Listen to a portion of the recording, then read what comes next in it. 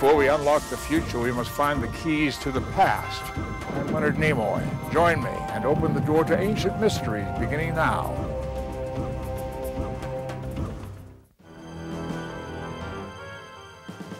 Dragons, legendary beasts that thrash the skies and oceans into torrential storms.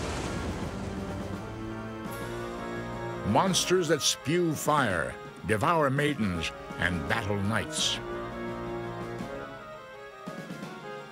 For thousands of years, dragons have haunted the human imagination. Dragons do abide in deep caves. Sometimes they come out of their holes, and beating the air with their wings, they forsake the earth and fly aloft. Edward Topsell, 1658.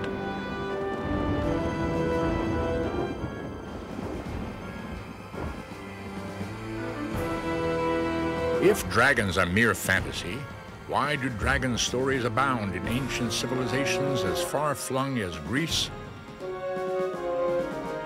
Scandinavia, and China?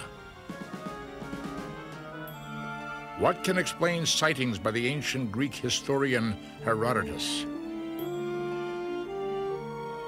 and mysterious reports by the explorer Marco Polo? It may be that dragons really did exist and they were so valuable they were simply hunted to extinction. Are dragons extinct? Could these be the bones of an ancient dragon? Might dragons prowl remote corners of the globe to this day? Of course, it's very possible that there are large animals still unknown to science in different parts of the world. Join us as we probe the shadows of the ancient past to enter the mysterious lair of the dragon.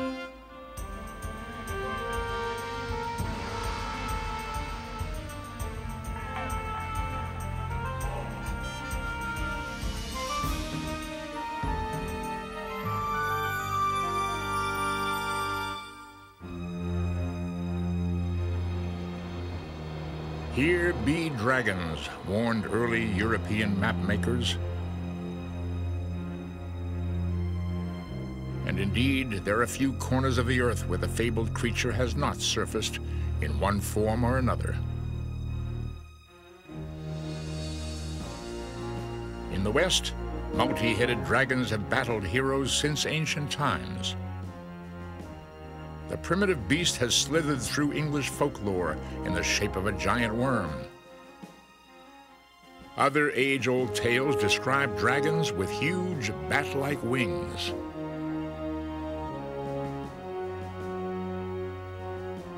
For thousands of years, serpent-like dragons have shadowed the dreams of India and the Americas. And in Asia, dragons with an even older lineage have sported whiskers and pearls. With an ancient history and countless varieties, dragons are the most widespread and enduring of all legendary beasts. And yet, dragons remain a mystery.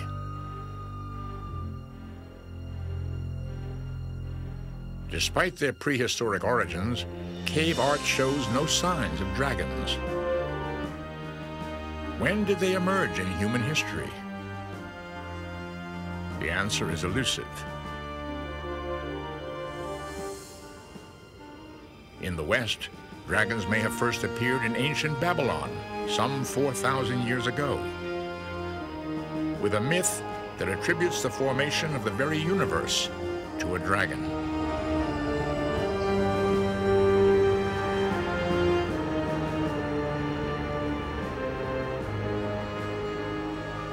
Before the earth was created, according to Babylonian legend, a ferocious she-dragon called Tiamat thrashed across the void. All the gods of Babylon scattered before Tiamat's reign of terror. Why would this, the earliest known dragon, be female? What terrible force lay behind her power? I think it's very interesting that we find the dragon linked with femaleness. It seems to symbolize, at least in some stories, male fear of sexuality, male fear of the disorder that the polluting female body seems to represent in traditional societies. In her fury, Tiamat destroyed all who challenged her. All that is except the Babylonian sun god Marduk. In a cosmic battle, Marduk slew Tiamat. Then, from her dismembered body, he fashioned the heavens and the earth. From dragon blood, Marduk created man. The brutality of Tiamat's death is striking. Why must the universe begin with such a vicious act of carnage? The dragon is the personification of chaos, or the forces of nature which are opposed to civilization. And in order to found civilization, these forces have to be mastered. Hence, you have the slaying of the dragon as the mastery of these chaotic forces.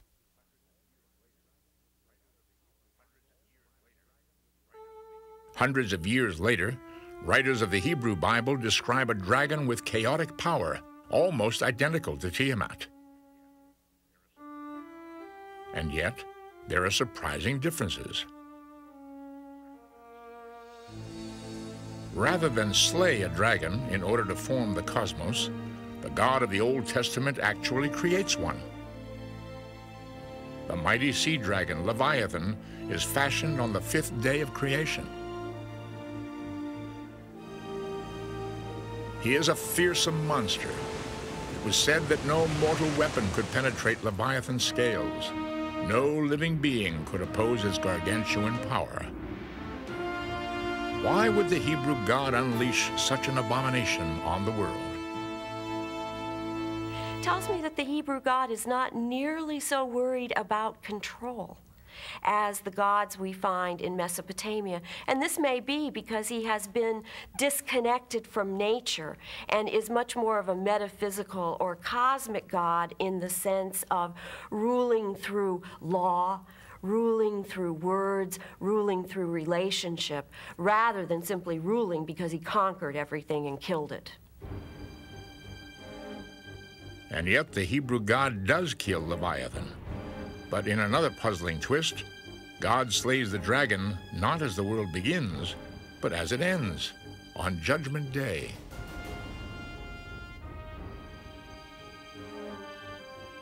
On that day, the Lord with his cruel and great and strong sword will punish Leviathan, the fleeing serpent, and he will kill the dragon that is in the sea. Isaiah 27:1.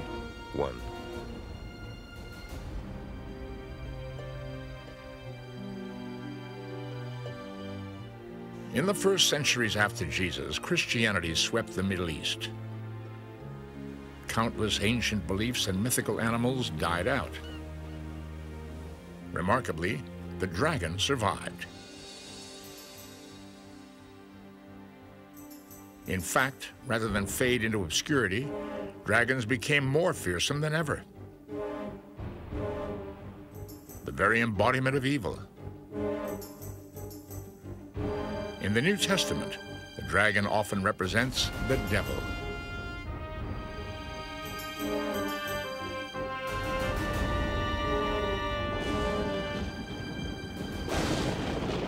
I saw an angel coming down from heaven, holding in his hand the key to the bottomless pit and a great chain. He seized the dragon, that ancient serpent, who is the devil, and bound him for 1,000 years, and threw him into the pit.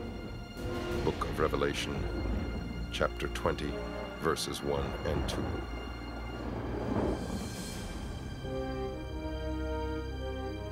Yet the Bible is filled with cryptic messages. Did early Christians actually accept dragons as fact? Medieval Christians absolutely believed in the dragon because they were, first of all, believers. and they believed what they read from the Bible. It may be that because dragons were found within the pages of Holy Scripture, it was practically heresy not to believe in them. No one was ever tried as a heretic for disbelief in dragons. And yet, church leaders have left history with a puzzling mystery. If dragons were considered the actual embodiment of evil, why did they adorn medieval cathedrals, the very houses of God?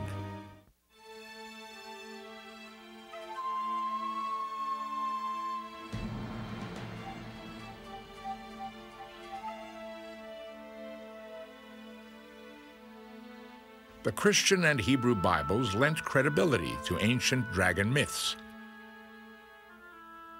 Yet the animal's infamy also thrived beyond the Scriptures.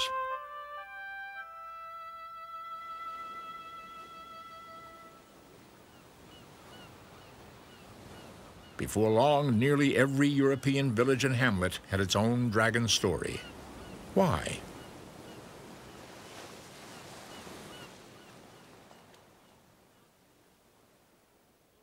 How did this monster of the Middle East come to infest Europe? Although the answer is shrouded by time, it might begin in Libya during the 3rd century.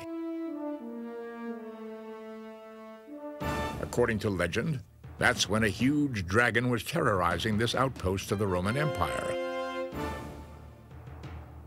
In futile efforts to placate the beast, desperate townspeople began sacrificing their children.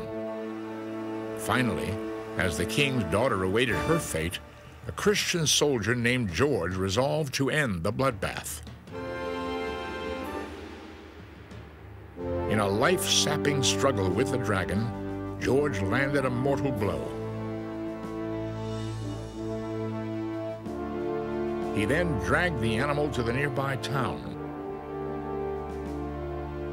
Upon seeing the beast, the townspeople abandoned the religion of Rome and converted to Christianity.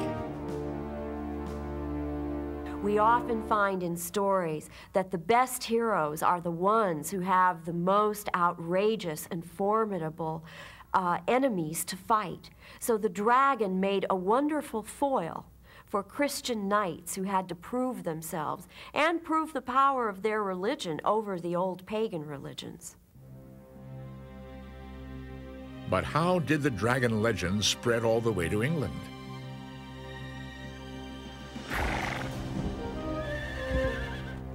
During the Crusades, a battalion of European soldiers was fighting a desperate battle in the Holy Land. Surrounded and vastly outnumbered, the Crusaders resigned themselves to death.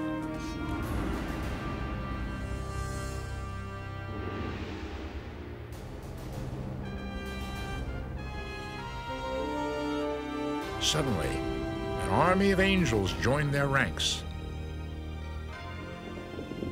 The ghost of St. George led the charge.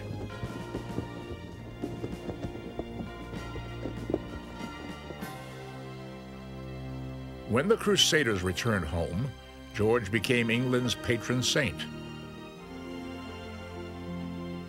And the dragon became a fixture in medieval life. Across the continent, tales multiplied of marauding dragons that scourged the countryside, blighting crops and devouring maidens. Noble knights, in the ultimate test of their valor, confronted beasts with daunting characteristics. Dragons do abide in deep caves. Sometimes they come out of their holes, and beating the air with their wings, they forsake the earth and fly aloft. Edward Topsell, 1658.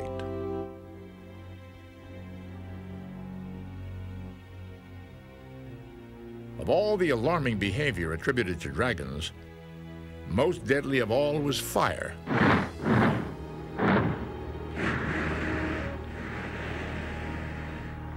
Dragons were often depicted as flame-throwing horrors.